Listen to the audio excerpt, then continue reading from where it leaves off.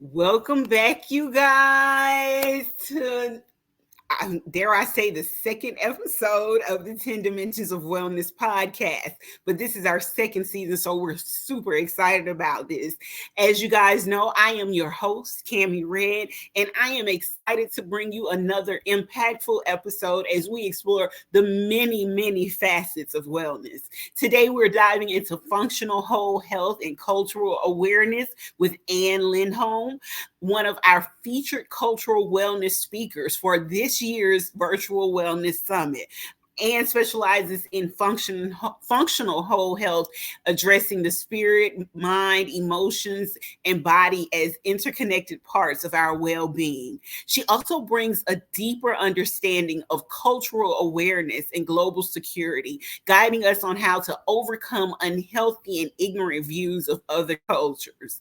In a world that is more connected than ever, her insights are crucial for fostering understanding and respect. So without further ado, let's get started. Hello, Ann, and welcome to the show. How are you today? Ahlan, shukran habibti. Kaif halik? How are you? I'm doing well, thank you. Yes, tell everybody about your learning journey and what you're on right now. Girl. So I went back to school full time, and I have changed paths to international, from Homeland Security and Counterintelligence to international relations and global security. And I just shot out with a bang and started with Arabic and international relations with human rights. But I've been practicing and learning Arabic for a while, but now I'm learning how to read and write. Oh, that is so awesome. I'm so excited for you. So I don't know if excited is the right word, but sure. No, I'm excited because every time we broaden our minds and grow, that's something to look forward to. So I'm excited for you because Arabic is not an easy language to learn. It's not an easy language to write, and it's definitely not an easy language to read. So this is something that is very exciting, especially with your cultural diversity background. So this is something that I am rooting for you all the way for, okay? Very much. All right, you guys, let's go ahead and get started. So, Ann, can you tell us about the Key of David consulting service and what motivated you to start your journey in functional whole health? Yeah, absolutely. So Key of David Consulting is a for-profit consulting business. It originally started for global security consulting, global security and travel safety consulting. But it quickly evolved into functional whole health as well, including what you had mentioned earlier: mind, body, spirit, cultural wellness, nutrition, fitness. I am a 5-time nationally certified personal trainer, to include fitness and nutrition. I've recently been focusing on getting certified as an intelligence or emotional intelligence life coach as well, just because I recognize that plays a crucial role in our overall well-being.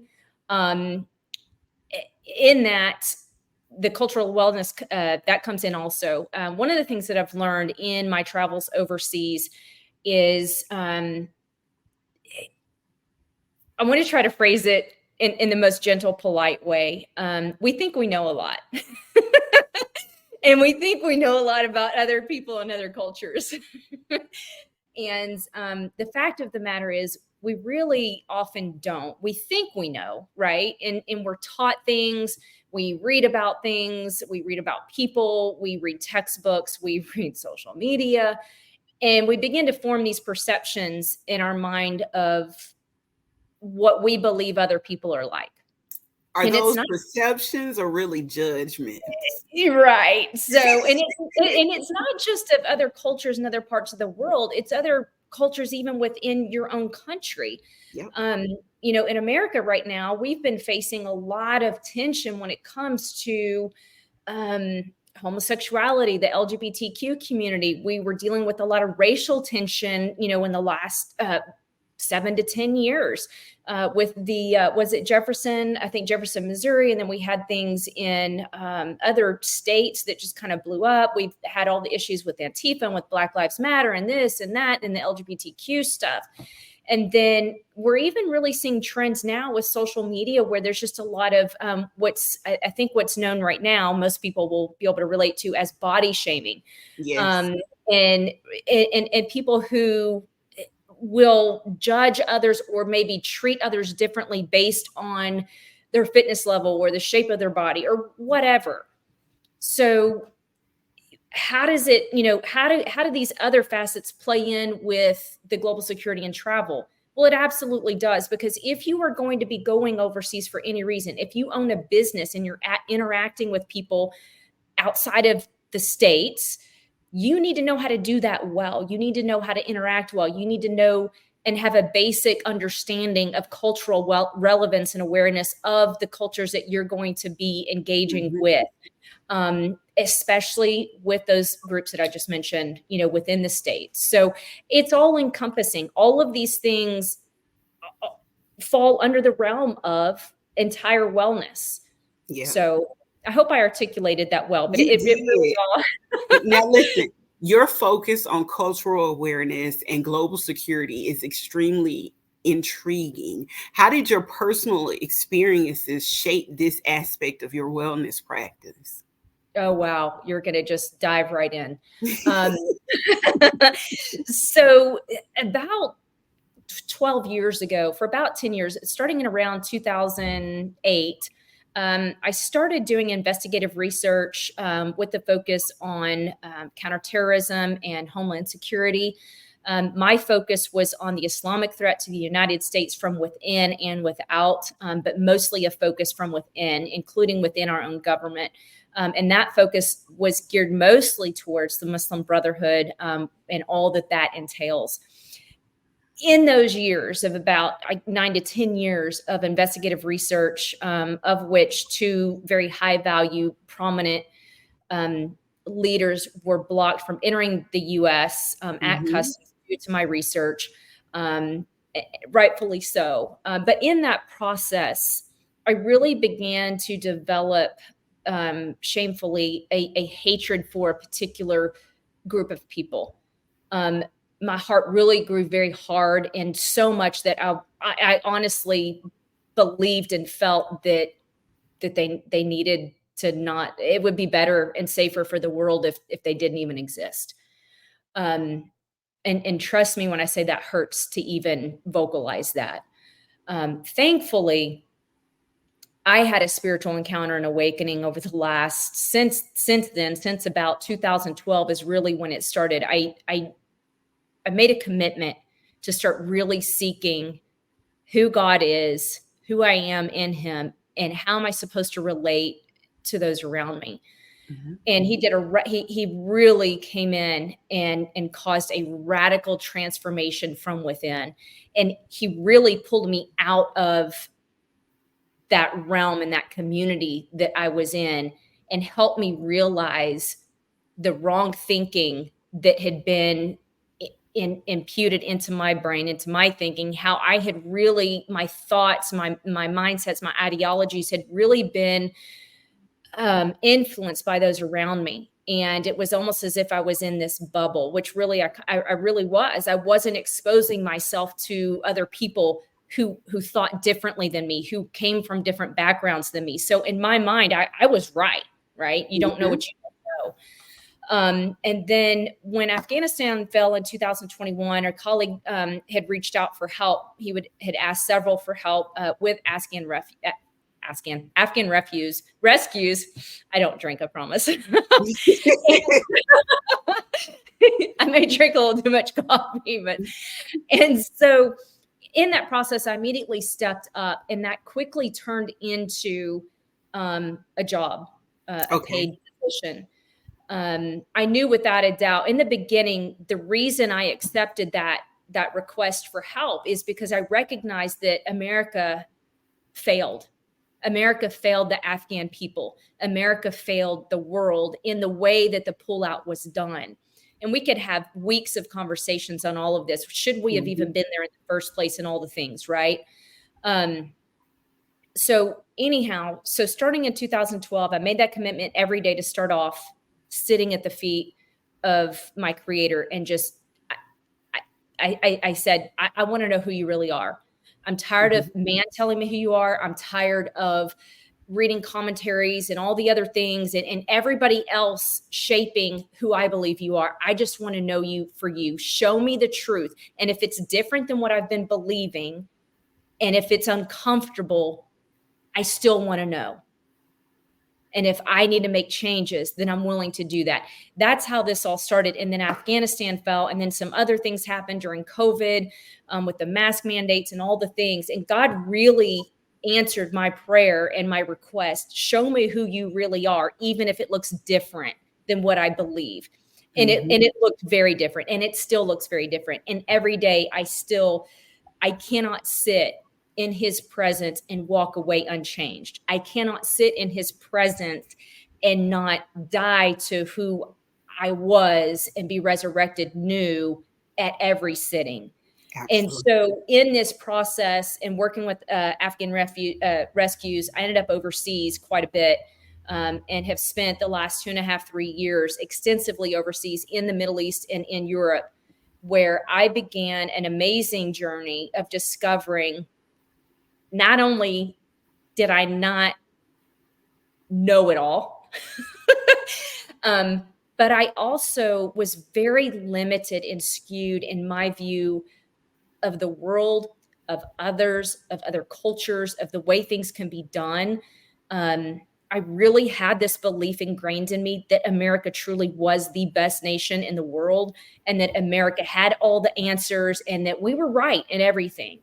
And I was really in for a rude awakening. And in this spiritual journey, ironically enough, my Muslim brothers and sisters and Muslim counterparts and people of other faiths in other parts of the world really forced me into a crisis of belief through some of their questions that they would ask about my own faith. And to be honest with you, I quickly discovered there were a lot of things that I couldn't actually answer about what I believed. And so I had to go even deeper.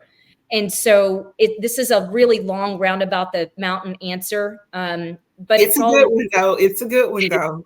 Yeah. And it's very important because in this process, it was just part of, by God's design, he removed me from the equation for a while. And then not only did he bring me back into global security, but he dropped me into the heart of the very people that I had grown to hate. And it would be those very people who actually began to continue the inner work of my spiritual healing and my emotional healing and my intellectual healing. And it would be these very people that actually began to open my eyes to beautiful views and understandings of who God really is through their culture, their way that they honor family, the way that they honor community, the way that they honor relationship and the person sitting in front of them. I very, very quickly learned, my Afghan and Pakistan country manager, when an operation would come up and things were going on, and I would send them a message and I would just immediately go right into work. Hey, so-and-so, I need da-da-da-da-da. Well, they would kindly respond and gently respond with, good morning, Ann. How are you today? How is your family? And da-da-da-da. And I'm like, just get to the point, But they were teaching me. Yep. So when I was overseas and around immersed in these cultures, I began to realize work doesn't come first. Career doesn't come first. Material things don't come first. I have a human being in front of me, and I need to honor that person and engage with this person. And how are you? How is your family? Right? Yep. It's just, there's so much wrong thinking was annihilated and is continuing to be annihilated and revamped. And I'm loving it. It's beautiful.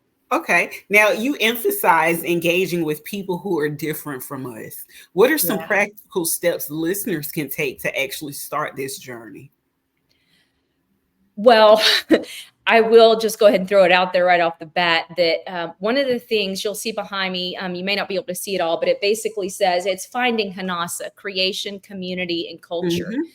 And this is a project that has been birthed out of these experiences. So I will go ahead and tell you that we're working on an amazing 10-day journey where I will take people into different countries and we will go on a Finding Hanasa journey together. It'll be capped at 12 people, and where we will experience our Creator, our God, through creation, community, and culture. And basically we'll go on a discovery process where I don't tell anybody what to think, how to think, what to believe, how to believe, or anything like that. But we just engage in who God is. We engage in His Word, and we just ask a lot of exploratory questions. We're going to immerse ourselves into culture, into community, and really begin to gain a biblical worldview of who God is, who we are in Him, and how we are to relate to those around us. And so really intentionally putting ourselves around and in places and people that we are not accustomed to. So it's a Finding Hanasa 10-day journey that is being designed now and will be released soon. We're going and to come back to that because I have some questions for that as well. Absolutely. But in addition to that, just locally, look, if you really don't know anyone who is a part of the LGBTQ community, or maybe you do and you don't spend time with them, I encourage you, invite them into your home, invite them over for dinner. If you don't feel comfortable with that, that'd be a great place to start. Maybe ask yourself, why don't you feel comfortable having them in your home, and really assess. And by the way, these are all tools that we will be providing at findinghanasa.com. But you really need to assess, why are you not comfortable bringing them into your home? Are they valid reasons? But just think about who do you know that's vastly different than you? Maybe it's their sexual identity. Maybe it's their faith background. Maybe it's their political background. Dare we talk about politics? Oh my God, in America, that could be a fire sale. Right?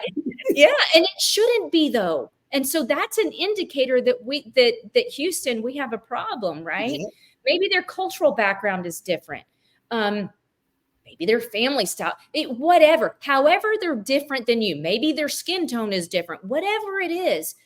Intentionally put yourself around people who are different than you, and do it for the purposes of engaging in open dialogue and genuinely getting to know them as a human being, not engaging for the purposes of you influencing them or teaching them what to think or how to think, or, you know what I'm saying? Like, yep. Actually just get to know them as a person. You might find you have a lot of things in common. Yes. So those are a couple of things. Go to restaurants of different cuisines that maybe you've never tried before, right? Mm-hmm. Maybe rent a book at the library about a person that comes from a background that you know nothing about. Maybe go to a worship service just to experience what other people are experiencing. Maybe go to cultural art centers or museums. I know there are a lot of communities, Vienna, Austria, Budapest, Hungary, Prague, Czech Republic are really good at arts and culture. And you can experience live entertainment in the arts and culture from various parts of the world. It is a beautiful way to learn about how other people express themselves. Poetry. Yeah. Right? To piggyback on what you just said, we actually have more in common than we do differences. And a lot of people don't even realize that.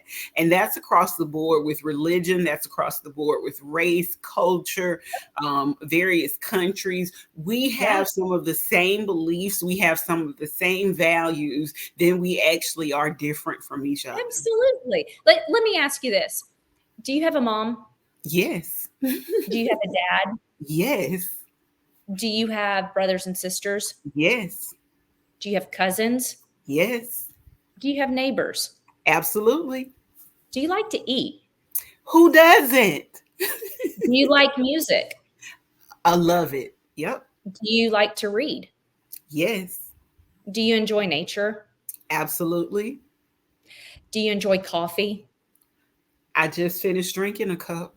Do you know what? Every single one of those things you and I have in common. Exactly. That's my point right there. We all have more in common than we actually have differences. And if you find those commonalities amongst each other, you will realize that we are all one human race. That's right. And now let's look at this. Cammie, is it difficult for you to fix your hair every day? Not for me, but it can be for others. You know what? For me, it's really difficult to make my hair look like it does now, and I'm still not happy with it. I might possibly be able to learn something from you because do you know what? Even though your hair is black and mine is, I call it platinum. I It's identify with beautiful. platinum. Yes. You want to know something? While it looks like it's straight, my hair is actually very wavy and kinky and frizzy. I might be able to learn something from you about how to take care of my hair. Yes. So again, more in common than we have differences. And So even the differences, like we can learn from each other. You might like a food that I've never I even was just, considered. Maybe I don't even know about it. And you know yep. what? You might actually like it. So I get it. I absolutely get it. Yeah. Let's move on. Let me ask you this. Your approach includes learning about the world through a biblical worldview. How do you actually incorporate that into your consulting work? So, first of all, I don't push my beliefs on anyone. And I actually have clients who are not Christian and don't necessarily want to use the Bible per se. But here's the cool thing, they believe in God, they address him as something else. I believe in God, I address him as something else. But what we've discovered is we actually believe a lot of the same things about who God is. And so Yep. we incorporate that. When I'm and I call it facilitating. When I'm facilitating for someone, right, to help them walk through just who they are and help them discover how to grow in any of those areas that I consult in, whether it be nutrition, fitness, emotional intelligence, whatever. Um, I'm very rarely giving advice. I'm very rarely telling somebody what they should do. I'm very rarely telling someone that they're wrong about something, Mm-hmm. right? If ever. Instead, what I do is I actually walk them through a discovery journey with exploratory questions that help. They honestly, they do a majority of the talking, 90% of the talking.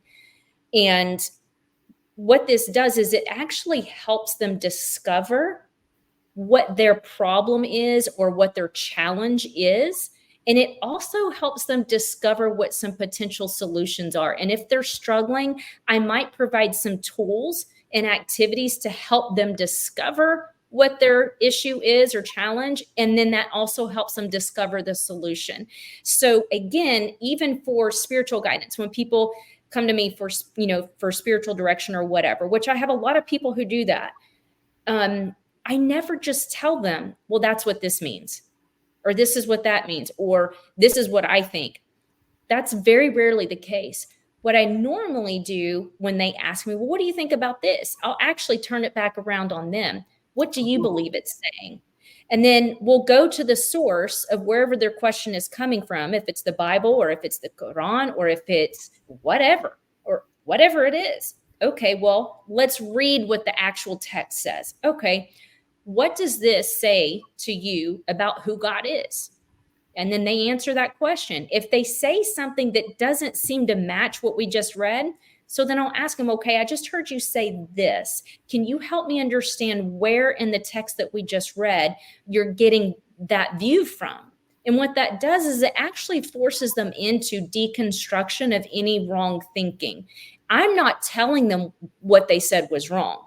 I'm asking for clarification to help understand what they're understanding. And Yes. what this does is when I ask them that, then they go back and they're looking at it again, and it actually forces them into a somewhat crisis of belief. I don't know. Why am I'm not sure where I got that. That's okay. Let's think about it. Have you Yeah. maybe heard someone say this before? Have you read it somewhere else?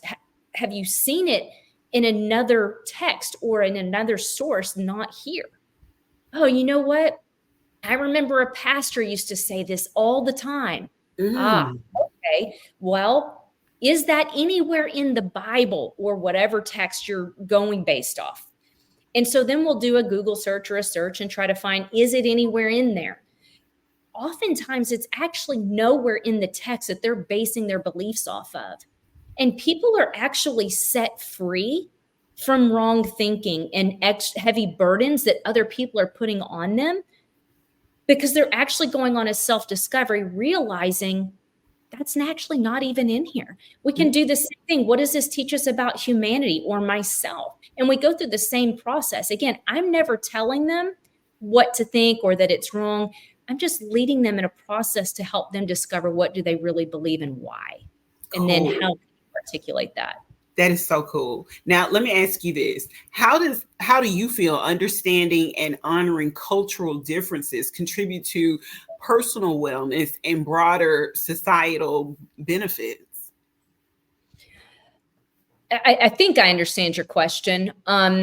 So again, and this can really turn into a very heated discussion quickly with certain people. And in fact, I've actually been cussed at by some Christians. I've actually been told that I'm antichrist and satanic and all these weird things.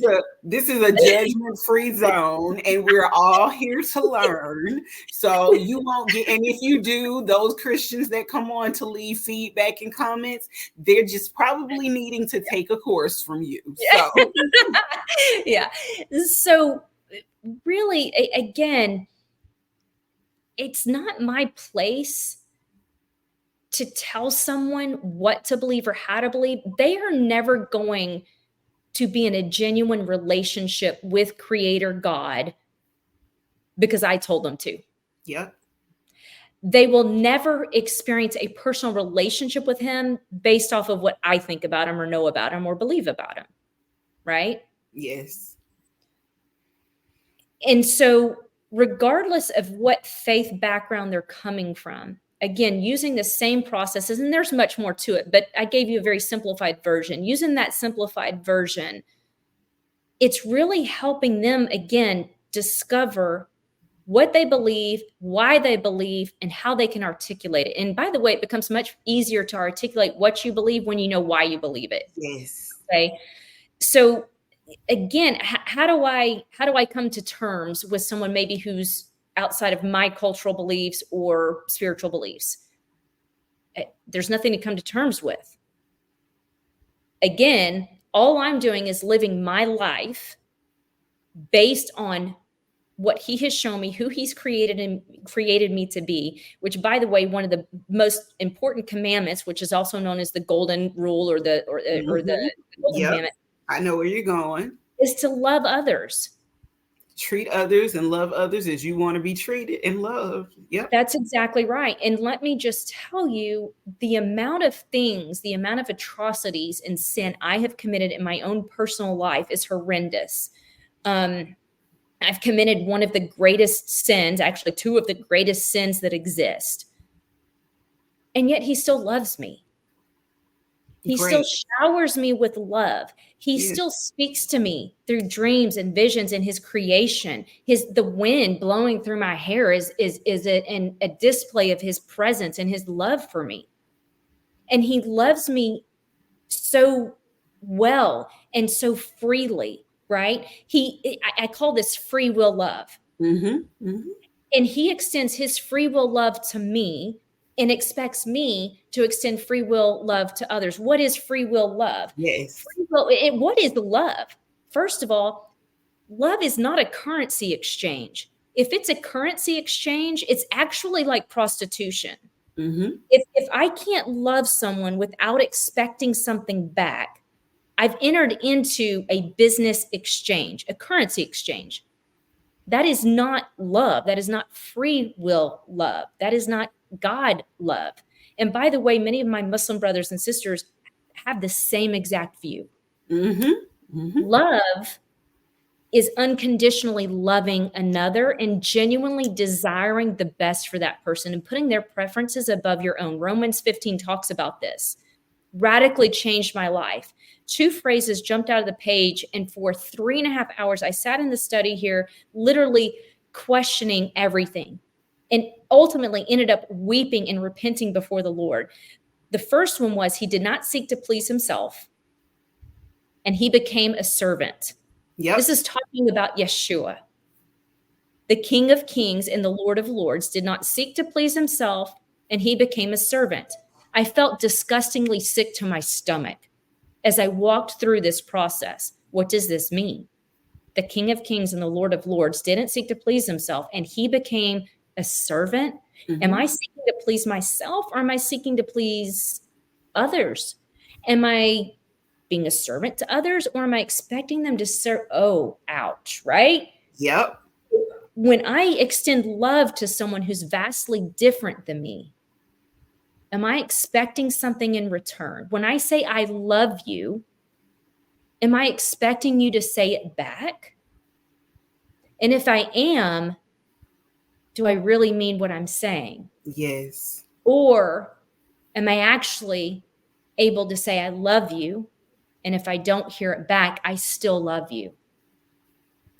Yeah. And by the way, I'm still working on these things myself, right? I'm I still actually growing. love that statement, that last statement.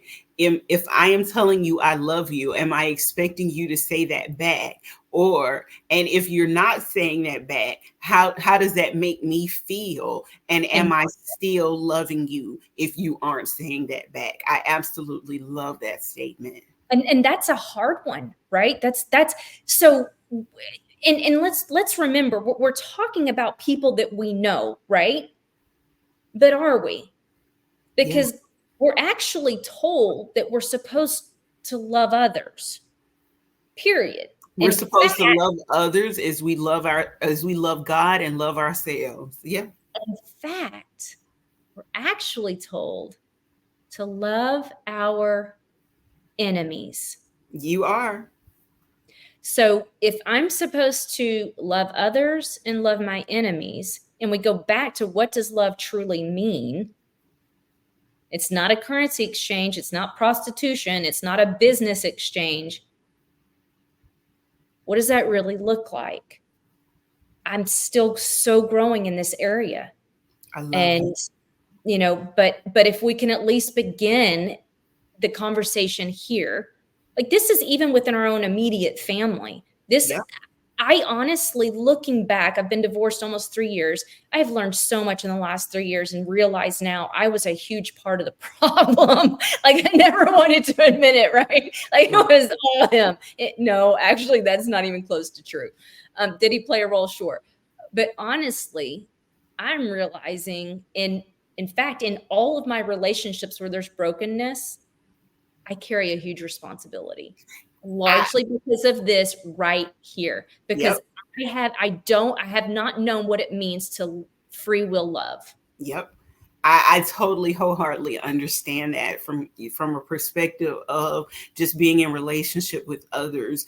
One of the things that I was telling you on a personal level is, just coming out of the situation that I came out of, I began to take accountability. More people were asking me, well, why are you blaming yourself? It's not that I'm blaming myself for anything, but what I am doing is taking responsibility and accountability for the role I played in the situation.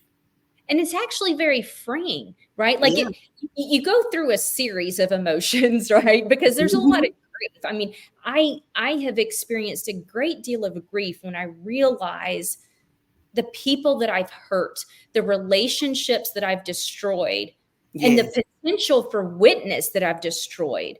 And I don't know if I will ever recover those things. And grief comes in that, right? Yes. And so, but then you also experience liberation when you realize.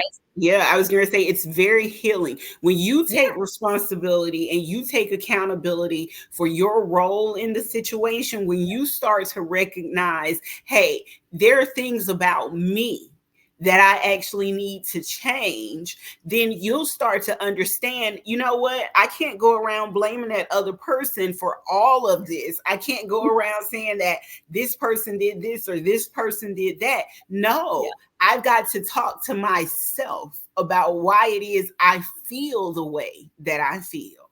So much. I'm going to sidetrack because I'm one of those, like, I think I might have ADD. I just realized I'm looking at you on the screen, but my eyes are like looking in the opposite direction. You're So I really am listening to you. You're good. No, you got to remember we are on mirroring screen, so you're good. So my Exactly. next question to you are: what are some of the most surprising benefits you've discovered through embracing a healthier, more culturally aware lifestyle? Oh my gosh. Right off the bat, my relationship with God has exponentially grown deeper. In spite of so many within the Christian community have even reached out to me privately, and like, and family members, I'm really concerned about you. Um, whatever. Um, it seems like maybe you're veering, or whatever. And I'm like, I have never felt more liberated and more close to God than I do now. And like, I'm actually like, I feel like have a better capacity to love others now than I did Mhm. before. I feel like there's a lot less hate in my heart, and I'm reaching people that I never would have reached before, right? So I would say right off the bat, my personal spiritual walk, man, has grown so much deeper. Secondly, friendships. I have friends from all around the world that I talk to on a very regular basis. I have friends that I communicate with almost daily in the Middle East, in Europe, and people that I have met in person, that I've stayed with some of them. Mhm. Um, food, man, my palate has increased, and I was born in the wrong country. So, there are a lot of benefits. Okay. Now, Ooh, recently, one you've one also talked about rediscovering the importance of community being a yes, milestone for you. What yeah. role does community play in functional whole health for you? Oh, wow. So much. It's and I'll be very, very open right now. And there's one of the things I'm actually working through and trying to solve in my mind and my heart is the whole Trinity, and God the Father, Jesus the Son, and the Holy Spirit, and all the things. If that is true, that Jesus is God, and if that is true, that somehow He's three in one, that in and of itself is the epitome of relationship. It is the epitome of community. Literally, He's in a relationship with Himself. How bizarre is that? Like, I still can't wrap my head around that. It's weird, if we're honest. But But listen, the thing about it is we have to be in relationship with ourselves too in order for yes, you to recognize who you are and right. recognize your own weaknesses and strengths, you and to be able to serve others. You have That's why we tell people to sit in stillness, to meditate, to do all of that, because you're actually developing a relationship with yourself that way. Absolutely. And and here's the thing is, and this kind of actually is a segue into emotional intelligence as well. Emotional intelligence is so important for discovering who Yeah. you are and why. Are you okay with it? Are you satisfied with who you are? Why or why not? And then what can you change? Do you have a lot of broken relationships in your life? Like, this was one of the key factors for me, is like, I was beginning to realize I kind of have a lot of broken relationships. I kind of have a lot of issues with people. Like, why is that? When I started actually going through this whole emotional intelligence process, and more importantly, going through this spiritual journey, that's when I was like, well, there's a common denominator. It's me. Mhm. And there were a lot of things about myself that I actually didn't like. There were a lot of things about myself that I was kind of freaked out about and afraid of. And just so, there's so much. And so yeah, it all plays together. And so, um back to the whole, just the community and all the things, we're clearly designed as a part of a larger group. There's not just one human being on the earth. Mm-mm. And here's the creation part of finding Hanasa. One of the things that I've learned, and this is in the book that I'm writing, one of the beautiful things I learned from barn swallows, it's a type of bird, okay? they build nests, and I think all birds do this, but maybe differently. I saw them outside my window, and I saw a few at first, and they were gathering the things and building the nest, right? And it was sitting up in the corner of the patio. I was really ticked off because poop was everywhere and all the things, but I started realizing there's something amazing that's happening here. And so these birds, like the mama bird lays the eggs, and there's these eggs in there, and she's sitting there. Well, these other birds are bringing her food as she sits on the eggs. If they didn't bring her the food, she couldn't eat. If she doesn't eat, she can't survive. If she can't survive, the babies aren't going to make it, right? And so it's like this whole circle of life. Well, then after the babies hatch, and now they're alive in the nest outside of the eggs, and then the mama bird goes away, and she goes and does whatever. She probably needs a break, right? These other birds come in and take her place. Well, these little bitty birds, when they start getting a little bit bigger, they decide they want to try to fly the nest, but it's not time yet. So they get up on the edge, and they start trying to fly. Well, then these other birds who are like in this outer layer of security swoop in, push the baby bird back into the nest. Well, when that bird leaves to come in and swoop and push the baby back in the nest, another bird further out comes in and takes the place of the one who left to go push the baby back. Like, it's remarkable. Mm-hmm. It's community. It's community. And I'm like, if birds need community, literally every animal on earth requires community. I'm not sure of one that doesn't. I'm sure somebody's going to tell me where I'm wrong. We were not designed to do life alone. We were not. Now, you're working on a book bundle called Finding Hanasa, which you keep mentioning. Tell us a little bit more about it and how it connects you to your immersive journeys. Sure. So, first of all, Finding Hanasa. Hanasa is a Kurdish term of endearment that people will use for loved ones, and it means my breath. It means you're the reason I wake up in the morning. You're the reason I live. You're what gives me purpose. Oh, I love that. Yeah. And so on this journey of me, radically pursuing who God is, vulnerably and courageously, if you will, because I literally said, whatever it is, I want to know, and I'm going to follow that, even if it's uncomfortable or whatever. Right. Right. And so as I've been on this journey of genuinely seeking who he is, I couldn't think of anything better to sum up what I've been discovering. That I have found my Hanasa, I've found my breath, my reason for living, my reason for being, my purpose, right? Mm-hmm. And the subtitle, Creation, Community, Culture, has all beautifully and intentionally by his design played a role in me finding my Hanasa. So there's a thicker book that'll come out a little bit later. It's finished. It just needs to go through editing and all the things. It's a very similar book to my latest book called Captivated, Who Is This Man?, which you can get at hispublishinghouse.com.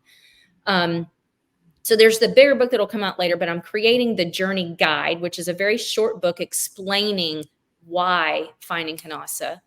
And then there will be a journal that is going to go along with that. This book bundle will be part of the 10-day journey, and I will also be hosting weekend immersive retreats as well for Finding Hanasa here in the States. Okay. And that book bundle will go with it also. Okay. What are some of the key lessons you hope readers will take away from your book bundle and from the immersive experiences you'll offer? That they find Hanasa. It's Finding that simple. Their own breath. Okay. That simple. It is that simple. All right. Now, how do these immersive journeys help individuals connect with creation, community, and culture? Yeah, absolutely. So what I've discovered, and I'll give you a backdrop here. I saw a meme or something on Facebook one day, and it basically said something like this: Muslimas, which is a female Muslim, supporting Hamas is like chickens supporting KFC. And I was like, well, that's certainly catchy. And of course, there were all these, comments and all the things. And the more I thought about it, the more I thought, this is really ignorant, And so I popped in and asked the question. I'm just curious to the person who made the post. Have you ever been around a Muslim community? I would never do that. Okay. So how are you even able to make that post if you've never even experienced that culture or that community? That seems a little biased. Yeah, it gets better. So I take this person down the journey. Okay, well, have you ever spent any time in a Muslim community? I would never do that. No, I don't even live anywhere. And I'm like, okay. I'm like, well, have you ever been to a Muslim country? No, I would never go. And have you been to any other country outside the United States? No.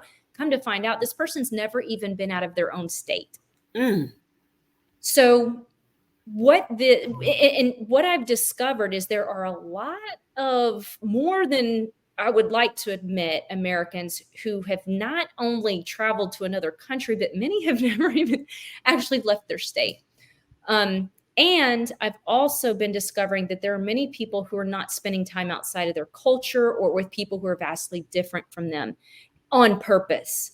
Okay. This is also largely happening within certain Christian communities. Yeah. Okay. And so you're really limiting yourself. So in these journeys, especially the 10-day journey, we will intentionally, specifically go to other countries, and we'll do some touristy stuff. But for the most part, we will really be immersing ourselves in local community and experiencing life as they do. Whatever country it may be. Italy is on the agenda. Greece is on the agenda. Dubai will be on the agenda. India is on the agenda. Potentially Israel, potentially Pakistan, and some other places, Cyprus. And so really immersing ourselves intentionally into other cultures, having other experiences, the food, all the things, right? Mm-hmm. So that's the 10-day journey. And we'll do a lot of outdoor nature things as well. And then in the States for the weekend immersive, it'll be similar to that, but it'll obviously, because of time's sake, we're talking about maybe a 2-day retreat, and it's going to be here in the States. We will have to be a little more diligent about intentionally submersing or immersing ourselves in other types of culture. It's not impossible, but it will be more challenging. And so again, and we'll do a lot more outdoor activities and just experiencing nature in these journeys, the short and the 10-day.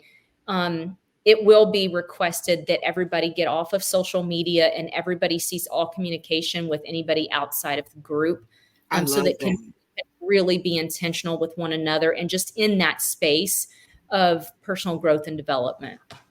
I love it. I love it.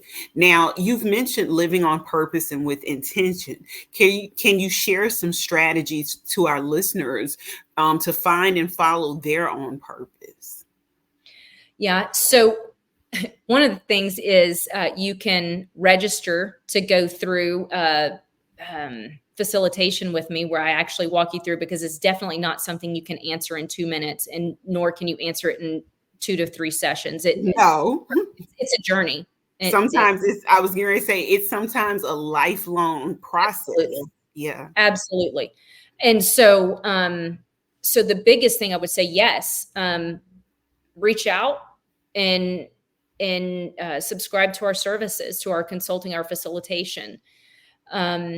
The next thing is register for one of these journeys, whether it be the 10-day international journey or a weekend immersive journey here in the States, because that's where you will begin to learn more about these processes and the tools that we're using.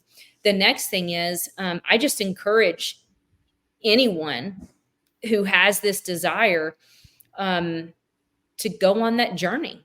Okay. Cut out all the noise. Cut out all the noise and just go to the source and ask him to show you who he is, who you are, and how you're supposed to relate to those around you, and to help discover what your purpose is, which, by the way, that's what these journeys are for. And that's what we are going to be providing online courses also that will, I believe right now they're going to be priced at $9.99 a course. And you will receive a certificate of completion at the end of that course. Right now, we're building out a cultural wellness course, and then also a improving relationship course. So that's another option. But really the biggest thing is just cut out all the other voices and just really go into doing a very deep personal assessment, who you are, How did you come to be this? Why do you believe what you believe? Start asking yourself those questions. It's crucial. Okay. Now, in your view, how can functional whole health contribute to global security and stability?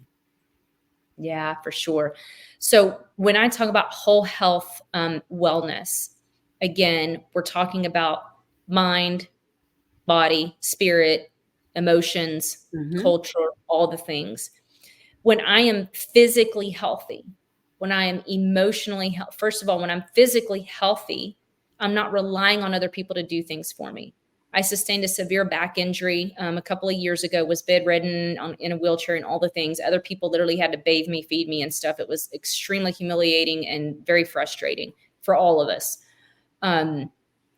I could have avoided that if I had been taking better care of myself and had lost the weight like I knew I should have. It would have maybe been a minor discomfort as opposed to a debilitating injury. Same thing with other medical illnesses and things like that. When we are healthy physically, we don't have to rely on others.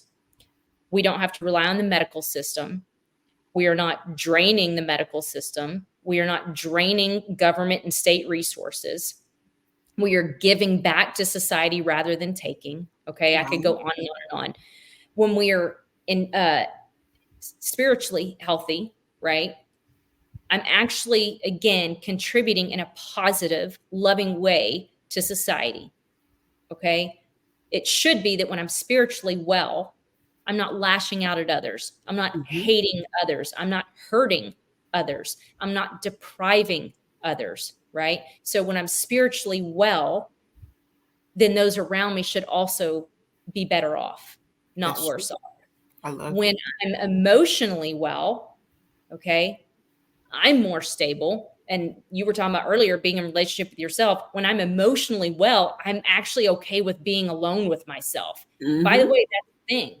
If you are not comfortable being alone, you might want to ask yourself why. And you might also want to assess, do I have a lot of broken relationships in my life and I don't like being around myself? Might be a common denominator. So when you're emotionally well, you're okay with being alone. You're comfortable in that solitude. When you're emotionally well, you learn how to work through problems and conflict in a healthy way. When you're emotionally well, again, you're contributing to society rather than taking from it. And you're constantly growing. When you're not growing or moving forward, that's stagnation. Stagnation leads to death. What's the next one? Nutrition, that contributes to physical health. Yep. Um, and then let's see, mind. Mind. When we need to intellectually be well. Mm-hmm. Again, we need to always be growing and expanding and learning. There are actually scientific research that's being done about Alzheimer's and dementia. When you are not continually learning new things, your brain is actually decaying. Um, Yes. which also learning a new language is one of the most effective and healthiest ways that you can keep your brain function healthy and strong. So, Now, let me ask you this. How do you personally balance your personal growth with helping others on their wellness journeys? yeah. So I have actually, and I'm still learning. I realized and am realizing I tend to allow myself to be open too often and too much. And Mm-hmm. so I'm really learning how to limit my availability, especially limit my availability to certain individuals. Um, and that's discovered in, am I seeing growth in this person? Are they sucking the energy out of me? Do I Yeah. walk away feeling exhausted and taxed, or do I walk away feeling fulfilled and liberated and like I've helped this person? Am I seeing fruit in them? Right. So there are certain people who will come to you and they just want to leech off of you and they're never growing. They're never giving back. You're not seeing progress. Shake the dust off and move on, sister. That's one of the things I'm really having to learn. You and And me then just, both. yeah, I know, right? And then just setting boundaries, setting healthy boundaries. I actually just showed my daughter earlier. There's this app that I called that is an app that I downloaded. It's called Structured. And it's beautiful because it's really helping me stay more structured in how I handle my time. So I think that's the biggest thing is self-awareness, and setting boundaries for myself, and recognizing what's healthy and what's not, what's productive and what's not. Love it. Okay. So I'm going to give you an opportunity here. What final message or encouragement would you like to leave with our listeners who are looking to embrace a more holistic and culturally aware approach to wellness? And when you're finished with that, I want you to tell people how they can actually find you. Okay, sure. So I think I would say,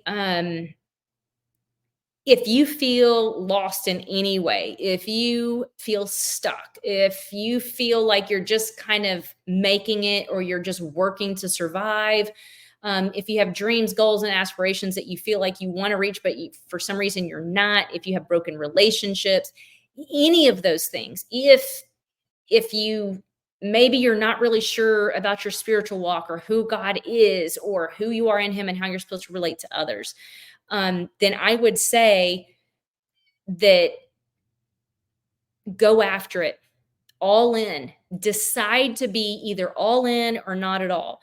But when you do that, be ready, because you will get some pushback from people around you, especially those who are not willing to have a healthy, intellectual, objective conversation and journey. There are some people who are okay and comfortable with the status quo and living in mediocrity. There are some people who choose pain and discomfort and trauma over healing and wellness. Don't allow them to influence your journey. I just encourage you again to go all in, cut out all the other noise, and decide for yourself, who is it that you genuinely want to know, and who do you want to become, and then focus on that. And journal, write things out. If you don't seek my services, I do encourage you to seek the services of someone who can help walk you through the emotional intelligence and just evaluating your personal life and how you view God and yourself and how you view others. It's extremely important. You can get a hold of me and find me through various avenues. Hispublishinghouse.com is where you can find my books. And then globalagentsofchange.org is our humanitarian crisis response nonprofit organization. There's a lot of great information there and ways that you can actually get involved in serving others, and which is a huge aspect of whole health, is serving others. keyofdavidconsulting.com is our global security and whole health and wellness business site, where you can subscribe to our services or hire us for any of those things. And soon coming is findinghanasa.com. Still building the website. That will be finished soon. I believe it will be officially released on October 14th, possibly sooner. And with that book bundle, Finding Hanasa, the big book, and then Finding Hanasa Journey Guide and Finding Hanasa Journal. And then registering for the Finding Hanasa 10-day international journey or the short immersive in the States. We also have online courses that you can register for. And there are activities, there are tools that you go through, and then activities that are required. By the end of the course, you will receive a certificate of completion. So those are some ways that you can reach out. And I look forward to hearing from you. I am open to answering questions and consultations. So, well, I'm going to post all of that information in the description of this particular podcast episode. And I want to thank you so much for being open and available to be on here with us. And again, you guys, if you see the website scrolling across the bottom of the screen, Ann is one of our featured cultural wellness speakers for the 10 Dimensions of Wellness Virtual Summit. So This wraps up another episode of the 10 Dimensions of Wellness podcast. A big thank you again to Ann Lindholm for sharing her experience of functional whole health and cultural awareness. It's a powerful reminder of how embracing a holistic approach to wellness and broadening our understanding of different cultures can enhance our lives and can contribute to global security. If Ann's insights resonated with you, be sure to catch her full session at the Virtual Wellness Summit. Details are available on my website, which is scrolling across the bottom of the screen again. Don't forget to subscribe, share this podcast with those who could benefit, and leave a review to let us know your thoughts. Thank you for listening. And remember, true wellness embraces every part of who we are, including our cultural perspectives. Until next time, take care and stay well.